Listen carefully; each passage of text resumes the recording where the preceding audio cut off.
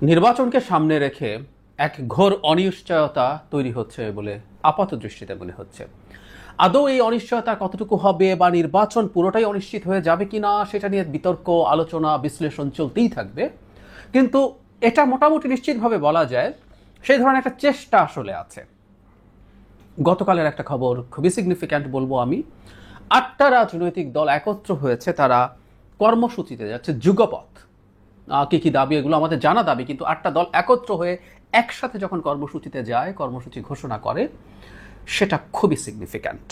দলগুলো হচ্ছে জামায়াতে ইসলামী, জাতীয় নাগরিক পার্টি, আমি সবগুলো দলের কথা যদি বলি, এনসিপি, চরমোনাই পীরের দল ইসলামী আন্দোলন বাংলাদেশ, মাওলানা মামুনুল হকের নেতৃত্বাধীন বাংলাদেশ খেলাফত মজলিস, মাওলানা আব্দুল বাসিত আজাদ ও আহমদ আব্দুল কাদেরের নেতৃত্বাধীন খেলাফত মসজিদ, মানে খেলাফত মসজিদে মজলিসের দুটো ফ্র্যাকশন, নূরের গণ অধিকার পরিষদ, মুজিবুর রহমান মঞ্জুর এবি পার্টি এবং মিস্টার সরওয়ার কামালের নেজামি ইসলামী পার্টি। মানে মোটা দাগে দেখছি আমরা ইসলামী দলগুলো এটার মূল নেতৃত্বে আছে, এর বাইরে আরও কয়েকটা দল আছে।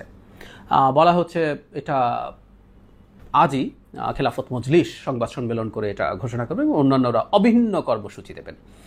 এর মধ্যে মূল বিষয় যেটা বলা হচ্ছে সেটা হলো জুলাই সনদের আইনি ভিত্তি। এটার কথা দীর্ঘদিন থেকে চলছে এবং এটা নিয়ে মতদ্বৈততা আছে, মতানৈক্য আছে, কোনো সন্দেহ নেই।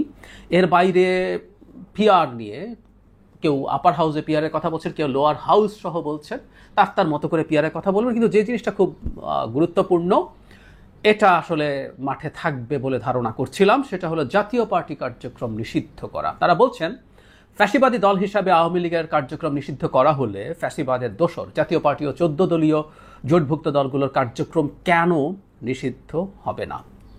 তাদের ঐক্যবদ্ধ কর্মসূচি আছে। মানে এই কর্মসূচির আলাপটা কখন আসলো? আমরা এখন সেপ্টেম্বরের মাঝামাঝি আছি, তার মানে সর্বোচ্চ 4.5 মাস সময় আমরা ফেব্রুয়ারির আগে পাচ্ছি। সর্বোচ্চ মানে দীর্ঘদিন পর একটা নির্বাচন হতে যাচ্ছে বাংলাদেশে, জাতীয় নির্বাচনের কথা বলছি, বহু বহু বছর পর। 2008 সালের নির্বাচনটাকে আমরা যদি ছাড়ও দেই, তারপর 3টা নির্বাচন হয়নি। একটা মানে জেনুইন নির্বাচন হতে যাচ্ছে এবং এই নির্বাচনের আগে 4.5 মাসে কত কাজ হয়ে যাওয়ার কথা ছিল। আমরা জানি আনুষ্ঠানিক প্রচারণা শুরু হয় তফসিল ঘোষণার পর, মনোনয়নপত্র প্রত্যাহারের শেষ তারিখের পর একটা নির্দিষ্ট সময়, কিন্তু তার আগে বহুভাবে বহু রকম প্রচারণা প্রার্থীরা করবেন, করার কথা।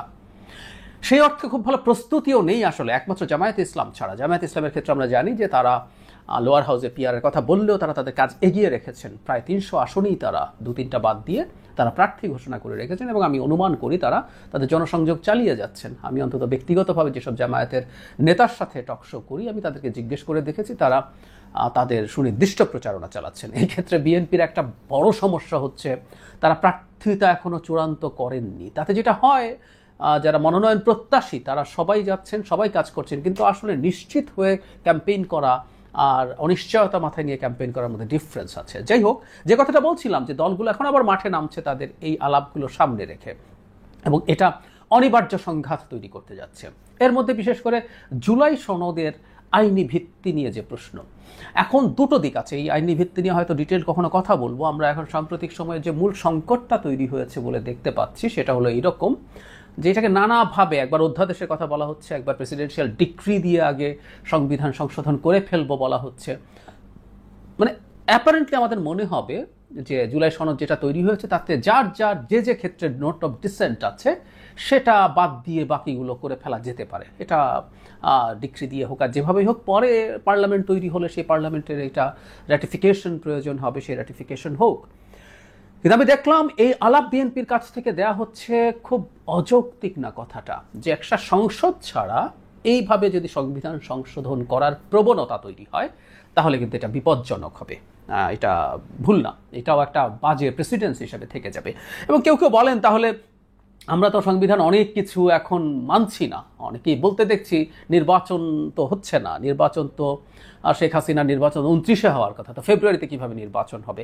এগুলো খুব বোকা বোকা ধরনের কথা, কারণ বাংলাদেশে এই ধরনের উদাহরণ আছে, সারা পৃথিবীতেই আছে। আমি প্রায় আপনাদেরকে বলি, আপনারা খেয়াল করবেন, এরশাদ পতনের সময় আমাদের প্রধান বিচারপতি ছিলেন বিচারপতি শাহাবুদ্দিন আহমেদ। তিনি এসে অবিশ্বাস্যভাবে উপরাষ্ট্রপতি হয়েছিলেন, তারপরে তার হাতে ক্ষমতা হস্তান্তর করে চলে যায়, তিনি নির্বাচন অনুষ্ঠান করেন, তারপর তিনি আবার প্রধান বিচারপতির পদে ফিরে যান। এটার জন্য আমাদের একটা সংবিধান সংশোধন, আমরা কাজটা কিন্তু আগে করে ফেলেছি, তারপর সংবিধান সংশোধন করেছি, একাদশ সংশোধনী। পঞ্চম এবং সপ্তম সংশোধনীর ক্ষেত্রে একই রকম ঘটনা হয়েছিল, যেগুলো আগে কেউ করা বেশ কিছু জিনিসের র্যাটিফিকেশন আমরা পরে করেছি। এগুলো হতে পারে, এগুলো হওয়া যাবে না, তাই সংবিধানে না থাকলে করা যাবে না তা না, আমরা করে পরে ইনফ্যাক্ট পার্লামেন্টের মাধ্যমে এটা হয়েছে। এই মানে ডিবেটের জায়গাটা সম্ভবত এখানে এসে ঠেকেছে। এর বাইরে আসলে আরও কিছু দাবি আমি জানি না। লোয়ার হাউসে পিয়ার নিয়ে জামাত যেভাবে কঠোর অবস্থান দেখিয়েছিল, তারা যদি সেই জায়গায় থেকে যায় তাহলে আসলে নির্বাচন নিয়ে রিয়েলি একটা অনিশ্চয়তা তৈরি হবে। কিন্তু জাতীয় পার্টিকে নিয়ে আসলে মূল সংকট শুরু হবে বলে আমি মনে করি। মূল সংকটের জায়গা জাতীয় পার্টিকে নিষিদ্ধ করার চেষ্টা হবে, অনেক আগেই প্রেডিক্ট করেছিলাম, এবং সেই চেষ্টা এবার স্ট্রাকচার্ড ওয়েতে হচ্ছে। এবং ঘটনাচক্রে যে 8টা দল একত্র হয়েছে বাংলাদেশের রাজনীতিতে, শেখ হাসিনা বা আওয়ামী লীগের অবর্তমানে অন্তত 2-3টা দল যেগুলোকে আমরা সিগনিফিক্যান্ট হিসাবে ধরি, তারা সবাই একসাথে হয়েছে, আইদার ভোটের সংখ্যায় অথবা আলোচনায় যারা আছে তারা একজোট হয়ে জাতীয় পার্টির বিরুদ্ধে দাঁড়াচ্ছে। এবং সেটা যদি করা যায়, এটা আমরা মানে জাস্ট সহজ হিসাবে বলতে পারি, এটাও বিএনপির স্বার্থের পরিপন্থী হয়। তারা বিএনপি কী করবে আমি জানি না, স্বার্থের পরিপন্থী হয় কারণ বহুবার বলেছি, জাতীয় পার্টি নিষিদ্ধ করার মাধ্যমে ছোট কারণ যেটা, জামায়াত ইসলামী তার দ্বিতীয় অবস্থানটা নিশ্চিত করতে পারবে।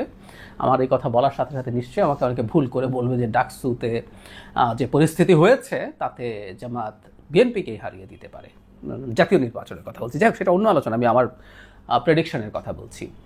তো তার চাইতেও জরুরি কথা, জাতীয় পার্টি যদি মাঠে না থাকে, বহুবার বলেছি, এই দলগুলো তখন এমন সব দাবি দাওয়া মাঠে রাখবেন, বিএনপির উপর এমন সব বিষয় নিয়ে চাপ দেবেন যেটা বিএনপির জন্য মেনে নেওয়া খুব কঠিন। আবার যদি বিএনপি মেনে না নেন, তারা যদি নির্বাচনে না যান, সেটা খুব বড় ঝুঁকির ব্যাপার হয়ে যাবে, কারণ তখন মাঠে বিএনপি এবং তার জোট বা তার সাথে যুগপৎ আন্দোলন করা দলগুলো ছাড়া আর কেউ মাঠে থাকছে না। সুতরাং জাতীয় পার্টি মূলত মূল ইস্যু হয়ে দাঁড়াচ্ছে, এবং আমি অনুমান করি আইনি ভিত্তি জুলাই সনদে দেওয়ার সাথে কম গুরুত্বপূর্ণ না, সম্ভবত বেশি গুরুত্বপূর্ণ হচ্ছে এটা। এমনকি জুলাই সনদের আইনি ভিত্তি যদি বিএনপি অ্যাগ্রিও করে, জাতীয় পার্টি একটা মেজর ক্রাইসিস হয়ে দাঁড়াবে। কারণ জাতীয় পার্টি, আমি জাস্ট অ্যানালিস্টের জায়গা থেকে বলছি, দলে থাকা, মাঠে থাকা কি উচিত না, কিন্তু এর সাথে একটা রাজনীতি যে আছে সেটা নিয়ে বহুদিন বলেছি। যেমন ধরুন আওয়ামী লীগের সাথে আমি লিখেছিও কলাম, বলেছি আমার ভিডিওতে, টকশোতে বলেছি, একই প্যাকেজে হয়নি। মানে জাতীয় পার্টি আওয়ামী লীগের দোসর, এটা হঠাৎ করে সবার মনে হতে শুরু করলো কেন? একই সাথেই তো আওয়ামী লীগ, জাতীয় পার্টি, 14 দল যা যা আছে সবাইকে নিষেধ করে দেওয়া যেত। হঠাৎ করে হলো, হঠাৎ করে 1 বছর পর মনে হলো ওরা তো দোসর, ওদেরকে তো ব্যান করা দরকার। এমনকি জামায়াতে ইসলামী আওয়ামী লীগ ব্যানিং নিয়ে তার অফিসিয়াল অবস্থান জানায়নি, কিন্তু জামায়াতে ইসলামী জাতীয় পার্টির ব্যানিং নিয়ে অফিসিয়ালি কথা বলছে। সুতরাং আমরা অঙ্কগুলো বুঝতে পারি। সুতরাং পলিটিক্সের মাঠে যেমন জাতীয় পার্টির না থাকাটা জামায়াত সহ আরও কিছু দলের জন্য ভালো, একই সাথে জাতীয় পার্টির থাকাটা বিএনপির জন্য অন্তত ওই যে তাদেরকে হোস্টেজ করার চেষ্টা হচ্ছে, বা আমরা কথ্য ভাষায় বলি ঠ্যাক দেওয়ার চেষ্টা হচ্ছে, সেই ঠ্যাক থেকে বাঁচার জন্য একটা সুবিধা হতে পারে। কারণ জাতীয় পার্টি নিজে যদি নির্বাচন করে, এবং যে আলাপটা আছে আওয়ামী লীগের লোকজন জাতীয় পার্টির লাঙল নিয়ে নির্বাচন করতে পারে, সেই পরিস্থিতি হলে মাঠে অন্তত বিরোধী একটা ভোট করার লোক বা দল থাকার সম্ভাবনা আছে, সেটা হতে পারে। এই কারণেই আমি মনে করি সংকটটা তীব্র হয়ে ওঠার খুবই সম্ভাবনা আছে। সবচেয়ে জরুরি কথা হচ্ছে, আমরা একটা মানে এক ধরনের ডিস্টারবেন্স দেখতে পাচ্ছি, এক ধরনের সংকট দেখতে পাচ্ছি। যদিও আমি মনে করি শেষ পর্যন্ত এগুলো হয়তো ঠিক হয়ে যাবে, কিন্তু ঠিক হয়ে গেলেও না, একটা মেজর ক্ষতি সম্ভবত হয়ে যাচ্ছে বাংলাদেশে। সেটা হলো 5 আগস্ট পরবর্তী সময়ে আমরা যে ধরনের একটা ভালো পলিটিক্যাল অ্যাটমসফিয়ার আশা করেছিলাম, সেখানে সবাই ডিবেট হবে, একটা পলিটিক্যাল এনভায়রনমেন্টে, ডেমোক্রেটিক এনভায়রনমেন্টে পলিটিক্যাল পার্টিগুলো তারা ডিবেট করবে, তারা তাদের মধ্যে, ইভেন আমি প্রায় বলি ঝগড়াঝাটিও হবে, কিন্তু শত্রুতার পর্যায়ে চলে যাওয়াটা খুব ভয়ঙ্কর। আমি না এই শত্রুতার পর্যায়ে চলে যাচ্ছে কিনা ইদানিং আমার সেই প্রশ্নগুলো হয়। ফলে যেটা হবে, নির্বাচন তো একদিন হবে, নির্বাচন একদল ক্ষমতায় আসবে, আমাদের দলগুলো তো সবাই কথা বলছি, কোনো দলকে আমি আলাদা করছি না, এখন সেই অর্থে গণতান্ত্রিক হয়ে ওঠে নাই, সেই মূল্যবোধের বাইরে এই যে তাদের ব্যক্তিগত সংকট তৈরি হয়েছিল সেগুলো তাদের স্মৃতিতে রেখে সেগুলো নিয়ে পাল্টা প্রতিক্রিয়ার পরিস্থিতি হয় কিনা, আমি এই ব্যাপারগুলোই ভয় করি। একটা কথা বলা হয়, গণতন্ত্রে আলাপ আলোচনাই হলো প্রধান কথা। দলগুলোর উচিত তাদের মধ্যে আলাপ আলোচনা করা, তাদের সংকট কমিয়ে আনার চেষ্টা করা, দূরত্ব কমিয়ে আনার চেষ্টা করা, আমরা যদি কেওসের মধ্যে ঢুকি, আমরা আসলে শেখ হাসিনা এবং ভারতের পারপাস সার্ভ করছি। এ নিয়ে কোনো কনফিউশনের কিছু নাই। এর মধ্যে কার কতটুকু দায় সবাই খুঁজে বের করুক, কিন্তু সেটা হয়তো আমরা নিজেরাও আমার মতো করে খোঁজার চেষ্টা করব, আমিও করব, কিন্তু দিনের শেষে জিতিয়ে দেওয়া হয় তাদের। বাংলাদেশে অনেকবার বলেছি, বাংলাদেশে ডক্টর ইউনূসের সরকারের তুলনায় একটা নির্বাচিত সরকার আসলে হয়তো ভারত আওয়ামী লীগ ডক্টর ইউনূসের সরকারের চাইতে মন্দের ভালো হিসাবে নেবে, কারণ ইউনূসের সাথে তাদের টকিং টার্ম এবং নেগোসিয়েশন টার্ম পুরোপুরি শেষ হয়ে গেছে, যেহেতু শেখ হাসিনার ইমিডিয়েটলি আফটার তিনি এসছেন। কিন্তু সবচেয়ে পছন্দসই হচ্ছে বাংলাদেশে একটা কেওস তৈরি হওয়া, একটা এনার্কি তৈরি হওয়া, এবং এই এনার্কিতে আওয়ামী লীগ মাঠে অনেকের সাথে যুক্ত হয়ে অনেক কিছু ঘটাবে। এর মধ্যে আমরা কয়েকটা